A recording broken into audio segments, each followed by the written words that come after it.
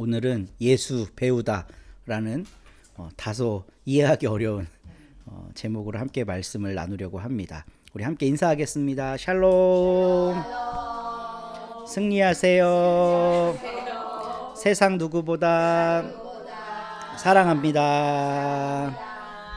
네. 그 신학교 가서 한 3, 4학년 때쯤인가 아주 재밌는 수업을 하나 했어요. 예수님은 언제 자기가 그리스도인 줄 알았을까? 예수님은 언제 내가 하나님의 아들이라는 걸 깨달았을까? 언제일까요? 세례받고 하늘이 열릴, 이거 굉장히 유력한 설 중에 하나입니다. 네. 가능성이 높은 이야기라고요. 네. 세례받고 하늘 문이 쫙 열릴 때, 아니면 10대. 성전에서 이 이야기도 아주 유력한 얘기, 성경 얘기 다 나와. 얘기하잖아요. 왜 네. 그러면서 또 이런 이야기도 붙어 있죠. 예수님께서 지혜와 키가 자라고 하나님과 사람 앞에 사랑이 더욱 더해 가시더라. 뭐 이런 내용도 있죠. 그러면 12살 이전, 그 12살이거든요. 12살 이전에는 몰랐을까요? 12살 이전에 예수는 도대체 뭘까? 그냥 착한 아이? 예수님 꼭 착해야 돼?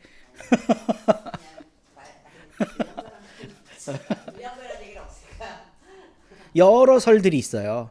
그래서 우리가 성경을 막 뒤적거리면서 조별로 발표하고 막 이랬을 거 아니에요? 이때 굉장히 좀 큰 호응을 얻은 팀이 십자가에 달릴 때 그때까지 몰랐다는 거야. 근데 마침내 죽음의 그 문턱 앞에서 이게 이 뜻을 이루는 거구나 라고 깨달으셨다는, 이거는 유명 학자의 설이 아니라요, 신학교 3, 4학년 사람들의 네. 근데 사실 신학자들도 여기에 대한 답이 있을까요? 없을까요? 없어요. 예수님의 30살 이전까지의 행적은 사실상 성경은 침묵하고 있습니다. 누가복음에 나와 있는 아주 유일한 단초 하나가 성전 이야기예요. 유월절을 드리러 지내러 성전에 갔는데 그 부모가 이게 정신이 나간 부모지, 돌아오는 길에 어떻게 애가 없어진 줄 알아? 이게 말도 안 되는 거야. 네. 안 사랑했나? 요셉이 이건 내 씨가 아니니까 내 아들이 아니야 이렇게 생각했나? 애가 많아서. 예수님이 맏아들이죠. 맏아들은 이스라엘에서 갖는 의미가 독특해요. 왜냐하면 이스라엘 사람들은 죽음이라는 말을 잘 이해하지 못했어요. 그러니까 내 삶은 내 아들에게 이어져서 다시 내가 사는 거다라고 생각했어요. 그래서 야곱이 막 축복하고 아브라함이 축복하고 이런 게 예산일이 아니에요. 이런 전통들이 이제 아브라함의 시대가 끝나고 다음 시대로 넘어가는 거잖아요. 그러니까 이건 아브라함이 사는 거예요. 그 다음에도 야곱을 통해서도 아브라함이 사는 거고. 그러니까 모세 시대에 가서도 500년 이상의 역사적 간극이 있음에도 불구하고 아브라함의 하나님, 이삭의 하나님, 야곱의 하나님을 얘기하는 거예요. 지금 우리들의 삶은 그들의 삶이다라는 고백인 거죠. 하나님과 함께 했던. 그러니까 이들은 뭐 죽어서 천국 간다, 내가 죽으면 이제 인생 끝이다, 이런 의식이 없어요. 맏아들을 통해, 그러니까 이때의 맏아들이라는 거는 대부분 혈통적인 맏아들을 의미하지만 성경 속에서의 맏아들은 하나님의 뜻을 이어가는 맏아들을 의미해요. 이삭도 맏아들 아니죠. 야곱도 맏아들 아니죠. 요셉도 유다도 다 맏아들 아니에요. 북왕국에서는 요셉이 정통이라고 얘기하고 남왕국에서는 유다가 정통이라고 얘기할 따름이에요. 그러니까 유다랑 요셉이 유명해지는 거죠. 그래서 창세기에 유다 이야기와 요셉 이야기가 반복적으로 들어오는 거예요. 다른 형제들 이야기에 나오는 거 없어요. 안 좋은 것만 나와요. 레위와 시므온이 그 남의 집 카몰 집 가갖고 막 몇백 명 때려 죽이고 이런 장자권을 박탈당한 이야기만 나오지, 그 야곱이 특별한 권한을 주는 이야기는 유다랑 요셉밖에 안 나와요. 왜냐하면 이제 기근이 들어갔고 이집트에 갈 때 유다가 나서서 내가 책임지고 갔다 오겠습니다 했더니 야곱이 허락하거든요. 내 아들의 생명을 담보로 걸 테니 내가 갔다 오겠습니다 하니까 베냐민 보내고 갔다 오고 이러잖아요. 그러니까 유다한테 실질적인 가장으로서의 책임이 있었다는 걸 한쪽에서는 또 얘기하고, 요셉을 얘기할 때는 또 그 다 애굽으로 들어간 다음엔 요셉이 실질적 장자인 것처럼 나와요. 야곱이 축복해 주거든요. 그 아들들한테. 그러니까 앞으로 나의 이 신앙적인 삶은 요셉 너의 자손을 통해 이어져 나갈 거다라는 거를 이제 의미하는 거예요. 그러니까 그러니까 아버지와 아들은 같은 존재인 거지 다른 존재가 아니에요. 그런 의미에서 예수님이 하나님의 아들이라는 말을 이해해야 돼요. 그렇죠? 그러면 언젠가 예수님이 하나님의 아들이라는 걸 자기가 깨달았을까? 이건 몰라요. 이제 아주 전통적이고 보수적인 신학에 의하면 이러한 구약의 흐름에 따라서 예수님은 태어나는 순간, 잉태되는 그 순간부터 하나님의 아들이에요. 근데 실질적으로 예수가 그거를 깨달아가는 과정이 있었겠죠. 뭐 말도 안 배웠는데 내가 어떻게 하나님의 아들이라고 알아요. 저는 처음에 불교에 대해 굉장히 크게 오해했던 게 이제 석가모니가 마야 왕후의 배를 찢고 태어나요. 이 얘기 다 아시나요? 그 연꽃이 핀 연못 옆에서 엄마의 배를 찢고 태어나요. 너무 공포스러워. 근데 마야가 아픔을 느끼지 못했대요. 그리고 딱 아기가 태어나자마자 처음으로 한 말. 우리가 이렇게 불교에 대해 몰라. 태어나자마자 제일 처음 석가모니가 한 말이 뭔 줄 아세요? 용영아 집사님 아시나요? 다 이루었다? 천상천하 유아 독존. 태어나자마자. 근데 그 말도 못 그러고 되게 얼마나 교만한 말이에요. 하늘 위와 하늘 아래에 나와 같은 존재는 없다. 이런 말인데 이게 얼마나 교만해 보여요. 이 이야기가 유교 우리 사회에서 엄청나게 핍박받았어요. 유교는 관계성의 종교잖아요. 뭐 종교라고 할 수 없어요. 관계로 세상을 이루어가는 거예요. 그래서 철저한 자기 겸손만이 이 관계를 아름답게 유지해 나가요. 그러니까 아무리 뛰어난 사람도 나 잘났어 이런 사람 없어요. 유교학자들은 높아지면 높아질수록 고개를 숙여요. 벼가 익으면 익을수록 고개를 숙인다 이런 거 다 유교적 발상입니다. 그러니까 아무리 뛰어난 사람도 자기를 겸손하게 말하는 거 이게 유교의 미덕이에요. 그 관점으로 천상천하 유아 독존을 어떻게 이해하겠어요? 미친놈인 거지 이거는. 태어나자마자 교만 덩어리인 거야. 그러니까 우리는 이런 유교적인 관념이 우리가 유교인이 아니더라도 한국인이라면 이게 유전자 속에 다 있어서 불교가 말하는 천상천하 유아독존이라는 말을 잘 이해하지 못해요. 근데 천상천하 유아독존이라는 말을 잘 곱씹어 보면 굉장히 의미심장하고 깊이 있는 종교적 이야기예요. 이게 무슨 말이냐면 온 세상에 천상천하에 나라고 하는 존재는 나 하나뿐이다. 그러면 삶의 의미라는 건 나를 발견해 나아가는 과정이라는 거죠. 그래서 붓다는 평생 자기가 누구인지 아는 삶의 과정에 들어갔어요. 고행을 하기도 하고 고행을 끝내고 밥을 잘 먹기도 하고 밥을 잘 먹고 어느 순간 보리수나무에서 깨달음을 얻어서 성불했다. 이게 이제 우리가 알고 있는 붓다의 인생이거든요. 그러니까 붓다도 깨달음의 과정을 겪어요.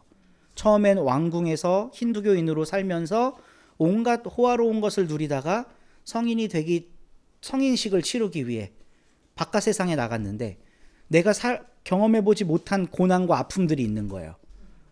그러니까 이건 인간이 왜 아파야 되지? 나는 왜 이렇게 살지? 이게 천상천하 유아독존이라는 겁니다. 나를 이해하는 거. 그래서 그들이 하는 고행을 함께 겪기 위해서 막 몇십 일 동안 금식하고 이래요. 붓다가. 그래서 붓다의 어떤 상을 보면 피골이 상접한 모습으로 나오기도 하고 어떤 때는 되게 풍만한 막 이렇게 기름진 모습으로 나오기도 하죠. 인생 여정이라는 건 어떤 정답을 갖고 사는 게 아니라 깨닫는 과정 중에 있는 건데 저는 오늘 말씀을 이해하기 위해서 예수님의 삶도 그렇게 한번 생각해 볼 필요가 있다라고 나누고 싶어요. 예수님은 붓다처럼 태어나자마자 천상천하 유아독존 이런 거 안 했어요. 12살에도 어떻게 보면 되게 싸가지 없는 아들이에요. 내가 내 아버지의 집에 있어야 할 줄 알지 못하셨나이까? 이거 한국 엄마였으면 벌써 딱이 한 대 올라갔어요. 네. 30세 세례 받으시고, 이 30세라는 거는 그냥 정한 거죠. 실제로 몇 살인지는 알 수가 없어요. 세례 받으시고 3년간의 공생의 가운데 들어가시고 고난 받고 죽기까지 하셨죠. 이 인생의 여정 속에 예수님은 끊임없이 학습해 나아가셨을 거예요. 끊임없이. 오늘은 그 예수님에게 굉장히 충격적인 가르침을 준 한 여인의 이야기가 등장합니다. 원래는 이게 마가복음 7장에 나와 있는 이야기거든요. 마가복음에는 뭐라고 나오냐면 헬라인이고 수로보니게 여인이다. 수리아 페니키아 여인이다. 이렇게 나와요. 헬라인이라는 말은 그리스 문화를 알고 있는 여자라는 거고, 수리아는 우리가 알고 있는 시리아예요. 아시리아, 북왕국을 멸망시킨 시리아. 이 시리아는 멸망당한 후에도 굉장한 문화적 번성기를 또 여러 번 누려요. 그러니까 시리아 배경을 가진 사람이라는 거는 이게 지체 높은 귀족이라는 거거든요. 그리고 페니키아는 어딘가요? 쉽게 얘기하면 페르시아예요. 페르시아도 영화 300 이런 거 보면 대제국이죠. 그리스랑 맞짱을 떴던 대제국. 원래 그리스를 시골 촌구석으로 여겼던 나라예요.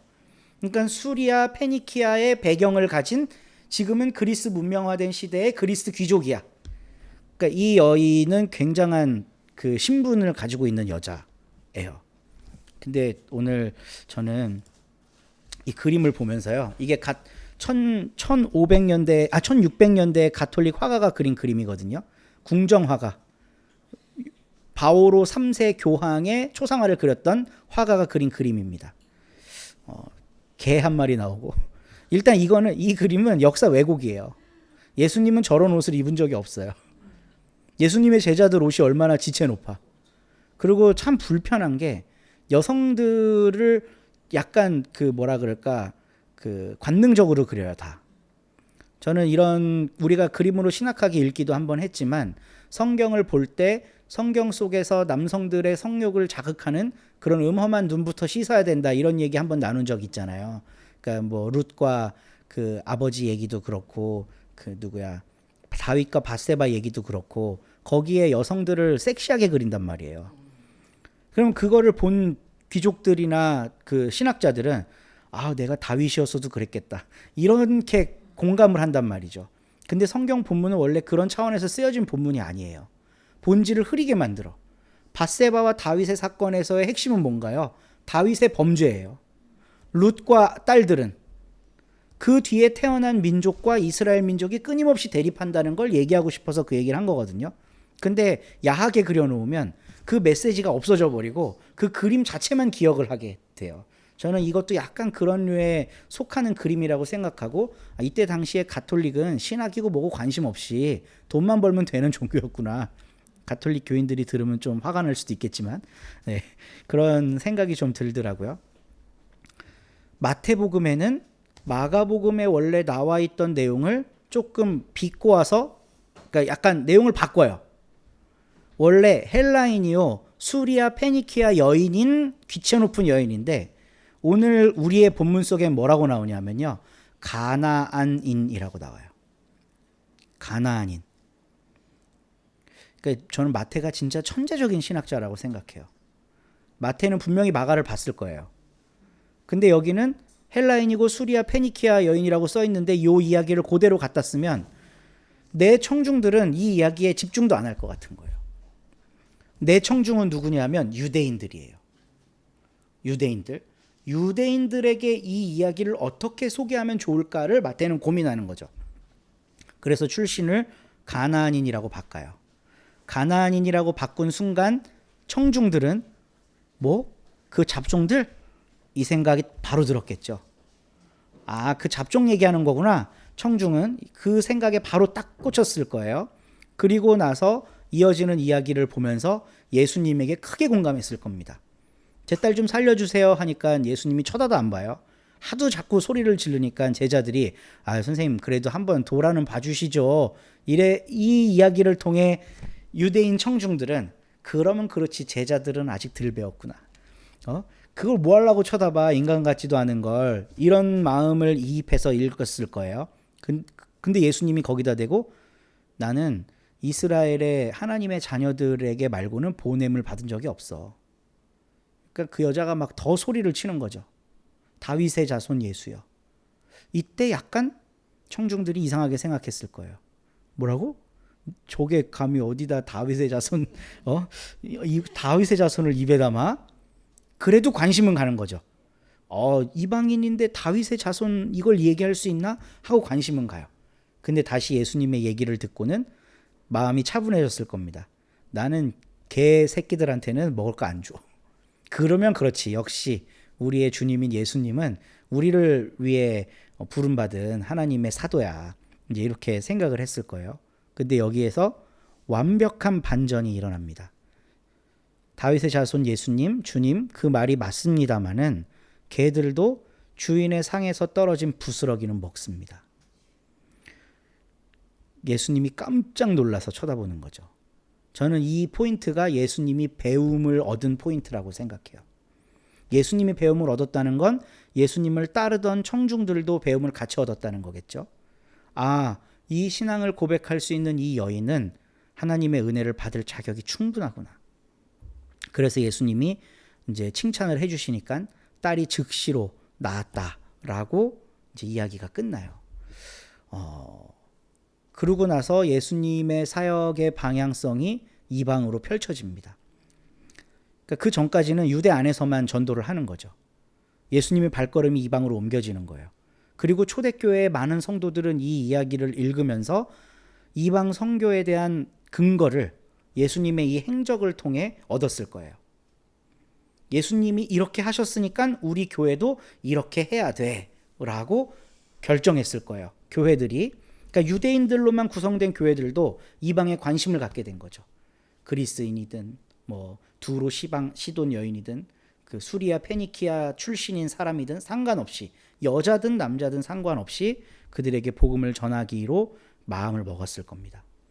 그러니까 저는 오늘날의 교회가 그 가망성 없어 보인다 이런 얘기 되게 많이 하는데, 교회도 하나의 인격체라고 생각한다면 우리는 배우는 과정에 있는 거고 모르면 깨달아야 되는 건 거잖아요. 그러니까 결국 예수님도 나는 이스라엘의 하나님의 자녀들에게 말고는 보냄을 받은 적 없다라는 이런 수구적인 생각을 갖고 계시다가 완전히 생각을 바꾸어서 이방으로 눈길을 돌리신 것처럼 우리들의 교회도 그렇게 될 수 있다고 우리가 믿어야 된다는 거죠. 믿어야. 전혀 안 될 것 같은 그 교회들도 그럴 수 있겠구나. 점점 더 배우고 익히면.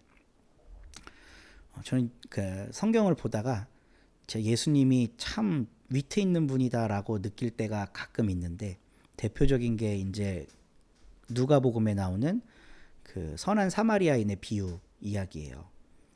이 이야기를 보면 청중들이 예수님한테 묻습니다. 누가 우리의 이웃입니까? 이렇게 물어요. 근데 그 청중이 누구냐면 유대 꼴통 수구 분자들이에요. 그러니까 예수님이 이웃이 누구야? 바로 이렇게 이야기하지 않고 하나의 스토리를 들려주십니다. 어떤 한 사람, 이 사람은 유대인이겠죠. 이 유대인이 강도를 만났다고 치자. 근데 그날이 마침 안식일이었네. 이 사람이 죽어가고 있는데 지나가던 제사장도 거들떠보지 않고 레위인도 거들떠보지 않고 가. 피 묻으면 안 되니까. 옮겨주다가 죽으면 난 시체 만진 거니까. 근데 지나가던 어떤 한 사마리아인이 그 사람에게 자비를 베풀어서 그 사람이 살아났어. 그러고 나서 예수님이 하시는 질문이 이게 아주 압권인데, 너희의 생각에는 누가 강도 만난 자, 강도 만난 그 유대인의 이웃이냐라고 예수님이 질문을 해요. 그럼 청중들이 뭐라고 대답하는 줄 아세요? 뭐라고 대답할까? 기억이 잘 안 나죠.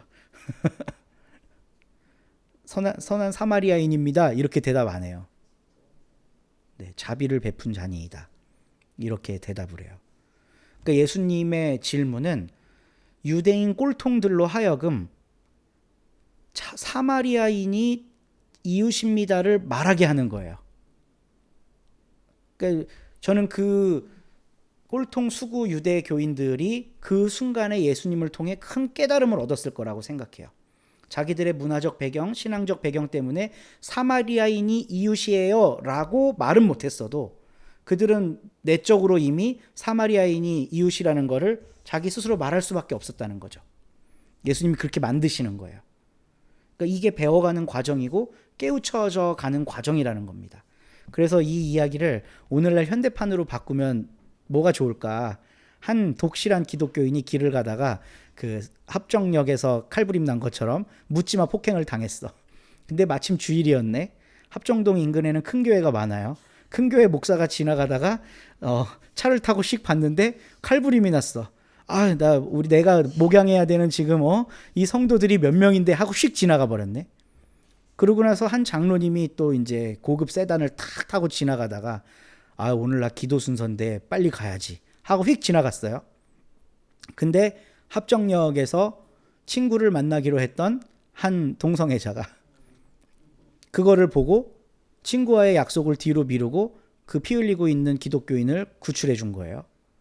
그러면 누가 그 기독교인의 이웃이요 친구이겠느냐, 이거를 우리 교단 목사 장로들한테 물어보는 거죠.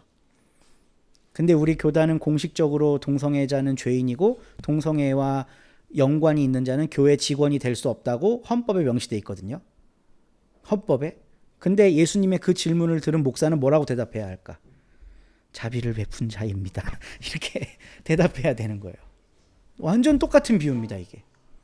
그 이야기를 한번 함을 통해서 그 사람의 신앙이 업그레이드 될 수 있다면 얼마나 이게 좋을까, 이런 생각이 들어요. 근데 우리가 우리의 신앙이 이렇게 업그레이드 되고 더 발전할 수 있다라고 하는 그 단초를 어디서부터 얻냐면 예수님도 그러셨다는 거예요. 예수님도 유대주의자고 다윗의 자손이라고 스스로 얘기하시고 했다가 이 가나안 여인을 만나고 그 여인의 차원을 넘는 이 경계를 넘나드는 믿음을 보시고 마음을 고쳐 먹으셨다는 거죠. 아, 하나님이 나를 이 이스라엘 것들을 위해서만 보낸 게 아니구나. 나는 앞으로 두로와 시돈으로 향해 나가야 하고 가나안을 향해 나가야 하고 사마리아 사람이 차별당하면 안 된다고 이야기해야 하고 그리스인이나 헬라인이나 종이나 자유인이나 남자나 여자나, 이건 바울의 이야기이긴 하지만 차별이 없다고 선포하며 살아야 되는구나. 이게 예수님이 그리스도가 되시는 과정이라는 거예요. 언제 예수가 그리스도가 되셨을까? 우리는 그 시점을 정확하게 알 수는 없어요. 근데 성경을 통해 우리가 확실히 알 수 있는 건 예수님은 그 과정을 사셨다.